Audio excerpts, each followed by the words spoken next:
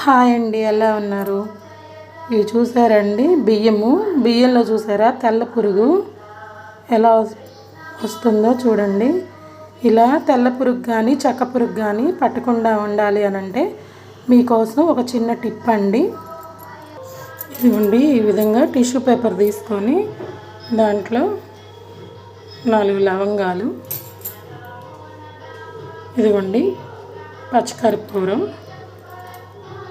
ఒక వెల్లుల్లిపాయి, ఇంగువ అండి,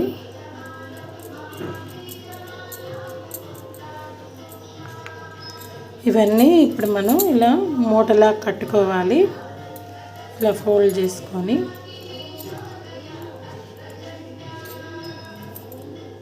స్మెల్ అయితే చాలా బాగా వస్తుందండి, ఒక్క పురుగు కూడా రాదు.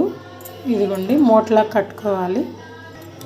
ఇదిగోండి ఇలా మూటల్లాగా కట్టుకొని మన బియ్యంలో వేసుకోవడమే. ఈ టిప్ మాత్రం చాలా యూస్ఫుల్ అవుతుంది, ట్రై చేయండి. ఇప్పుడు చూపిస్తాను.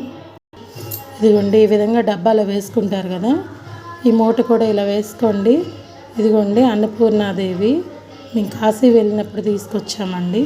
బియ్యంలో వేసుకుంటే చాలా మంచిది, మా బియ్యంలో ఎప్పుడూ ఉంటుంది ఆమె.